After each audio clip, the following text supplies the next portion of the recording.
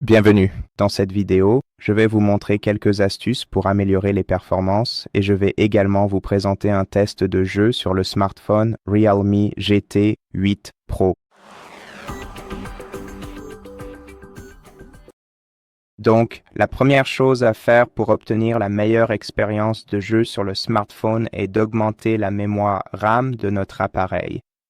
Ce dispositif dispose de 12 gigaoctets de mémoire RAM, si je ne me trompe pas, et nous pouvons l'étendre de 12 gigaoctets supplémentaires. Bien sûr, il s'agit de RAM virtuelle, ce qui n'aidera pas forcément à augmenter la productivité de notre appareil pendant le jeu, mais cela permettra sûrement de redistribuer une partie de la mémoire vers la RAM virtuelle, ce qui finira par nous aider à obtenir la meilleure expérience de jeu possible. Donc, allez dans la section à propos de l'appareil, puis dans RAM, activez l'expansion de la RAM en faisant glisser le curseur vers la droite, puis augmentez votre RAM à la valeur maximale disponible. Dans mon cas, je peux facilement l'étendre à 12 gigaoctets puisque j'ai suffisamment de stockage sur mon appareil. Ensuite, quittez ce menu et redémarrez votre smartphone pour appliquer ces changements. Après cela, activons le mode jeu sur ce smartphone. Pour ce faire, ouvrez l'assistant de jeu, puis allons dans les paramètres de performance.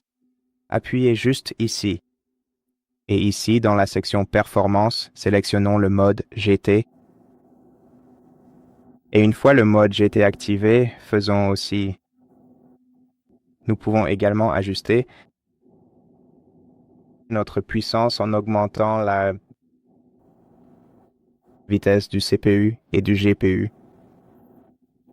Cependant, je ne vous recommande de le faire que si vous savez vraiment ce que vous faites, car ce n'est pas nécessaire. Et cela pourrait également causer quelques dommages mineurs à votre appareil, ce qui fera vieillir le matériel de votre appareil plus rapidement que d'habitude. En général, nous pouvons augmenter cette valeur de quelques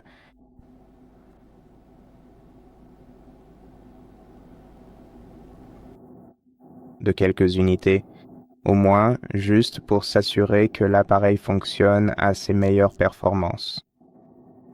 D'accord, puis dans l'affichage, activons l'Hyper HDR et la haute résolution. De plus, augmentons notre taux de rafraîchissement en faisant glisser le curseur vers la droite et en activant le taux de rafraîchissement élevé de l'écran. Ensuite, dans les contrôles, je recommande d'utiliser Ultra Touch, surtout si vous jouez à des jeux compétitifs.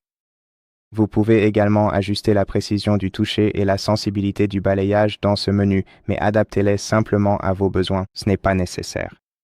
Aussi, afin d'améliorer les performances de votre appareil en termes de connexion, activez ces deux options dans les paramètres réseau.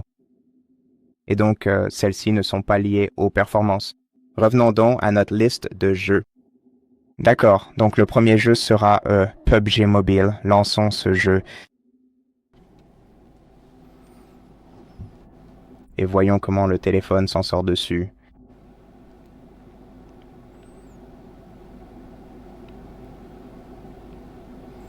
D'accord, donc d'après ce que je vois dans le centre de jeu, le taux de rafraîchissement est d'environ 38 fps. Ah, d'accord. Pour une raison quelconque, le mode GT n'était pas activé pour ce jeu. Donc, ok, il se peut que j'ai activé le mode GT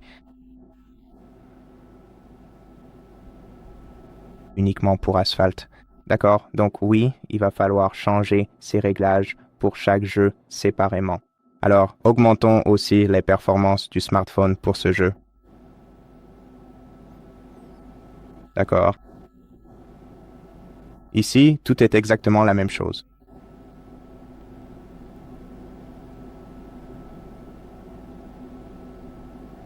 Bon, maintenant, nettoyons le téléphone avant de jouer pour optimiser le périphérique audio. Et retirons aussi la coque de protection du téléphone pour améliorer la dissipation thermique afin qu'il ne surchauffe pas trop. Vérifions maintenant notre fréquence d'image et actuellement elle est de 60 images par seconde. Bon, je suppose qu'on peut commencer. Est-ce qu'il existe un mode de jeu rapide? Peut-être en mode non classé? D'accord? Ok, non, ça n'a pas d'importance. Et si nous partions maintenant à la recherche d'un tout nouveau jeu?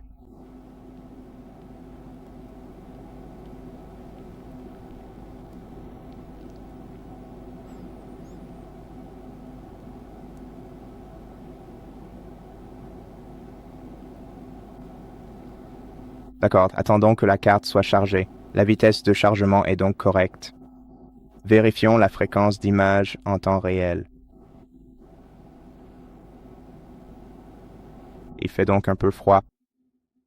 Néanmoins, nous pouvons surcadencer notre processeur et notre carte graphique. Bon, ces arbres ont l'air un peu bizarres. Peut-être devrions-nous augmenter la consommation de notre GPU et de notre CPU. Nous pouvons encore le faire. Je suis tout à fait d'accord avec ce que vous venez de proposer et je confirme que cela me convient parfaitement pour la suite des événements.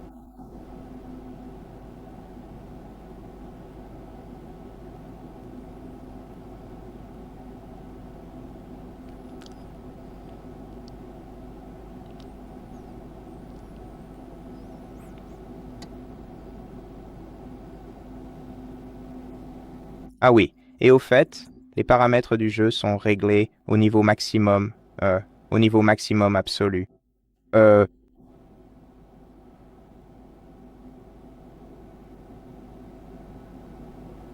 ok, donc le taux de rafraîchissement est actuellement de 60 images par seconde et reste assez stable.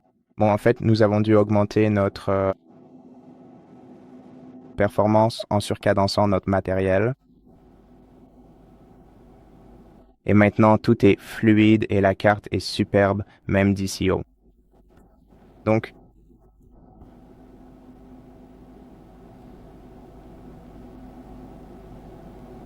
je pense que le gameplay sera excellent. Allons atterrir pour commencer et récolter quelques ressources. Vérifions la vitesse de chargement des textures. Et au fait, comme vous avez pu le voir, je n'ai même pas poussé l'overclocking du CPU et du GPU à son maximum. Je pense que j'ai ajouté quelques unités à chaque valeur. D'accord, donc oui. Donc le gameplay est fluide en ce moment. Pour une raison quelconque, je peux encore voir un peu de scintillement, des textures qui clignotent. Mais je pense que bon, ce 3, il n'était pas là, je suis presque sûr qu'il n'était pas là. Et oui, ça doit être quelque chose de nouveau et donc ça peut être un peu lent. Donc ce n'est pas là pour toujours. Donc ça ne nous importe pas vraiment. Ok, quelqu'un nous tire dessus, d'accord? Donc la partie a été en fait assez rapide. Je me suis fait tuer presque instantanément. Mais vous avez vu vous-même la qualité du gameplay. Et je pense que ça suffira pour ce jeu. En attendant, je vais vous montrer les paramètres graphiques que j'ai choisis. Comme vous pouvez le voir ici, nous avons Ultra HDR, les paramètres en Ultra, dans les paramètres supplémentaires, tout est comme ceci et ces réglages s'appliquent à chaque menu du jeu. Donc, comme vous pouvez le voir, PUBG fonctionne sans problème. Donc maintenant, je pense qu'on peut passer au jeu suivant et encore une fois, le prochain jeu sera Call of Duty. Réglons aussi les paramètres de Call of Duty pour la performance. Allons dans l'ajustement de la puissance de kick. Tout d'abord, activons. D'accord, c'est activé. Passons à l'overclocking du processeur et de la carte graphique, comme ceci.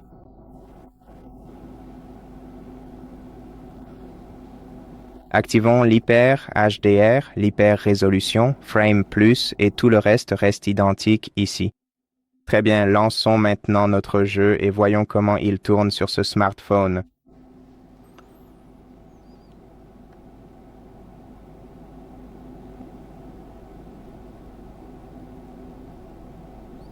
D'accord, maintenant, laissez-moi vous montrer. Laissez-moi vous montrer les paramètres.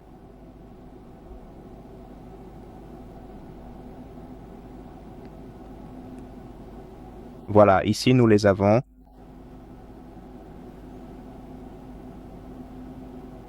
Ici nous avons l'audio et les graphismes. Et comme vous pouvez le voir, tout est réglé au maximum, pratiquement tout. Oui, non, en fait tout. D'accord, donc je pense qu'on peut lancer un multijoueur et lançons une partie.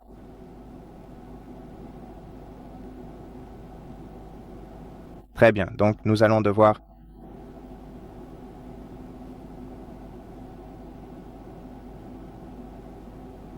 télécharger le composant un instant. D'accord, nous nous préparons pour la partie. Vérifions notre taux de rafraîchissement.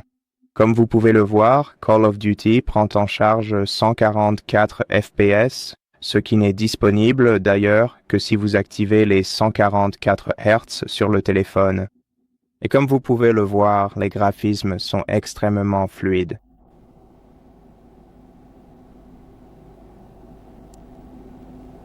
Donc oui, je pense même que je n'ai rien à ajouter. Les graphismes dans ce jeu sont donc extrêmement fluides. C'est même plus fluide que sur PUBG Mobile.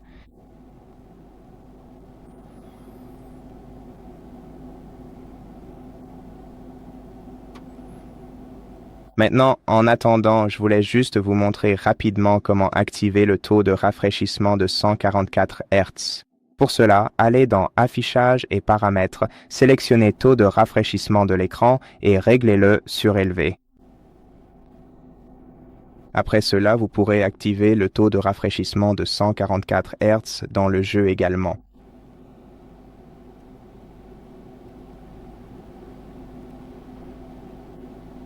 D'accord, comme vous pouvez le voir, il n'y a aucun lag, tout est fluide, le jeu est superbe.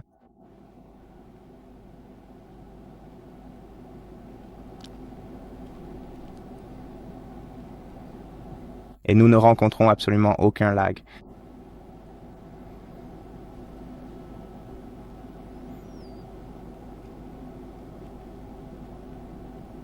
Donc jusqu'à présent, cet appareil est un excellent choix pour le gaming, surtout si vous utilisez une manette externe avec, puisque l'écran de l'appareil est correct. Certes, cet écran n'est pas particulièrement énorme, mais cela me suffit amplement pour mon usage quotidien. Après tout, je ne suis pas du tout un véritable joueur professionnel de haut niveau, ou même un très grand passionné d'informatique, je dirais.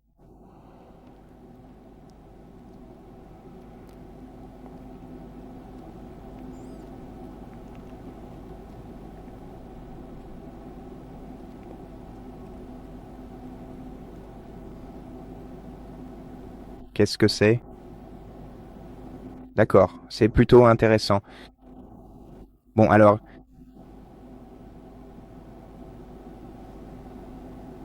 est-ce que ça a marché?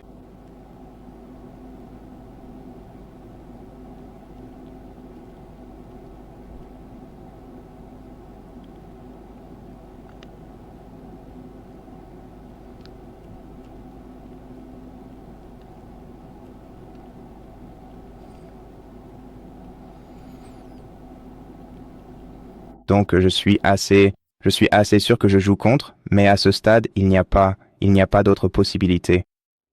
Mais oui, donc vous avez tout vu par vous-même. Le taux de rafraîchissement reste assez stable, avec des chutes minimales. La température de notre appareil est actuellement de 41 degrés, ce qui est excellent compte tenu du niveau élevé des réglages. Donc je pense qu'on peut passer à notre dernier jeu qui est Asphalt Legend. Et d'après ce dont je me souviens, le mode GT est déjà activé, la personnalisation de la fréquence d'horloge aussi, ainsi que tout le reste. Donc je suppose qu'on peut lancer le jeu et voir comment il tourne.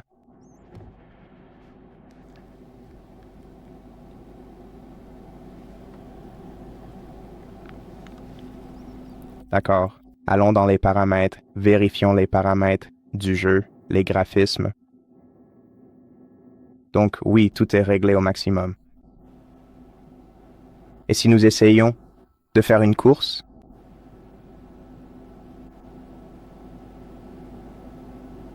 D'accord, des pubs.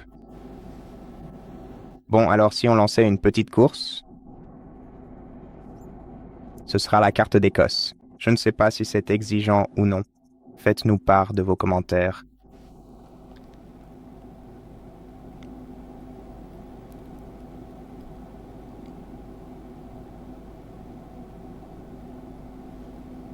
D'accord? Comme vous pouvez le constater, les graphismes sont vraiment superbes. Je ne suis pas sûr qu'ils le soient. Ça fait toujours aussi savonneux ou c'est juste mon rendu? Le rendu de la carte graphique? Ok, c'était vraiment cool.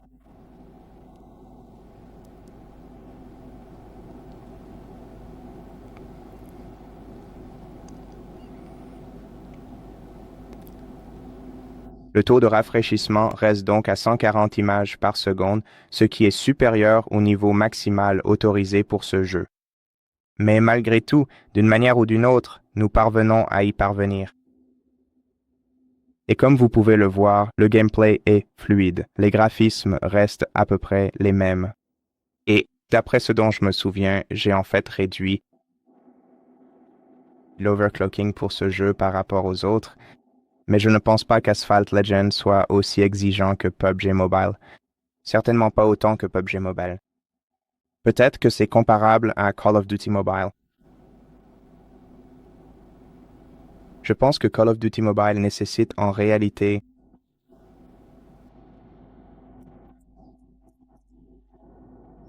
moins de ressources puisqu'il utilise des environnements fermés. Et donc, oui, comme vous pouvez le voir, tout est superbe. Je ne savais pas qu'il y avait de la pluie sur cette carte, cela pourrait en fait rendre tout plus beau, mais en floutant l'image et en cachant les graphismes qui sont en réalité moins bons que ce à quoi je m'attendais. Non, enfin, je pense que le gameplay en lui-même est excellent et que le jeu est totalement jouable. Et donc voilà, c'est tout. Voilà les performances de cet appareil. Donc je pense que maintenant je vais peut-être vérifier, je vais juste vérifier la température de cet appareil une fois de plus. Comme vous pouvez le voir, la température est de 42 degrés. Le téléphone est plutôt chaud, il est presque brûlant, mais cela reste tout à fait gérable. Donc maintenant, je pense que si je désactive simplement le mode GT, tout d'abord, ce qui devrait être désactivé une fois que vous avez fini de jouer, pour ne pas surchauffer votre appareil. Je pense que ce téléphone va refroidir en environ 15 minutes, mais il n'a pas du tout surchauffé. Voilà, c'est tout. Ce sont les performances de cet appareil. C'est tout pour cette vidéo. J'espère que cela vous a plu et si c'est le cas, merci de vous abonner à notre chaîne. Laissez-nous un like dans les commentaires ci-dessous et je vous retrouve dans la prochaine vidéo.